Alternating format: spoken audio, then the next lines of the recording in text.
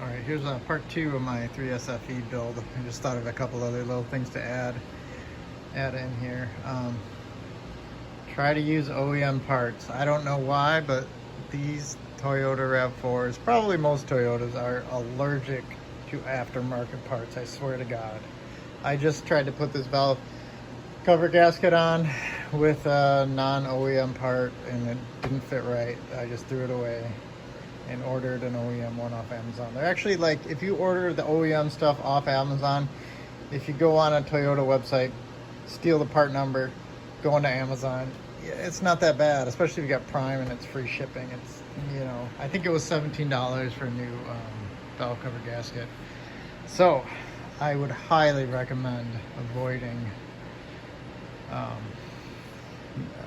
non-OEM parts. I mean, yes, sometimes you can do it, but I swear to God, I've learned my lesson 6 times on this car over the years. One of the things was the radiator I got from AutoZone, and it leaked. I had it all in, leaked, because I had to take the condenser out to get to the radiator, which, you know, I had to drain the Freon or whatever that's in it, and then it cost me $100, and then it leaked, and then I went back and got a second one, and that one was also cracked. I have had nothing but bad luck, so I can't emphasize that enough. Like, just get the OEM stuff. The other thing is,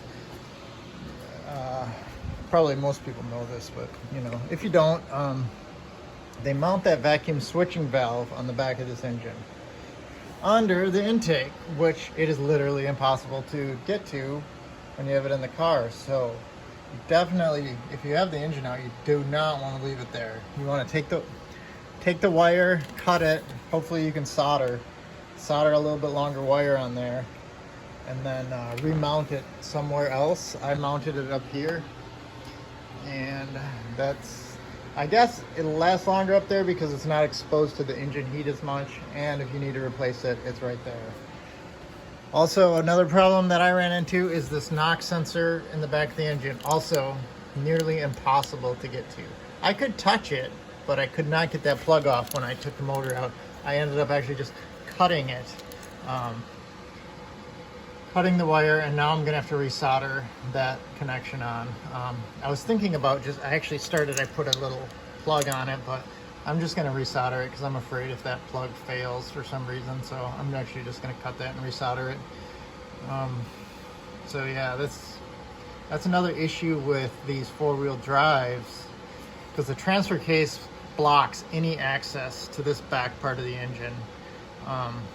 Also, I did a new power steering pump. Even though I believe my old power steering pump was good, this is in such a horrible place. I just replaced it. And also, on the power steering pump, sorry, my filming isn't very great, but you have this, I dropped this and I broke one of these plastic tangs off of this thing, which, kind of actually doing a little research, this is kind of a stupid valve, and you can actually take it off and plug it. What it does is, I guess when the car's on idle and you turn the wheel, it somehow brings the idle up on the car, so you have a little bit more power for steering, but it sounds like it's not super necessary. I did buy a new one and plug it in. I think, yeah, it's probably a lot of BS. I'm not sure either way, but there's other people online who have just plugged it. You can check those out.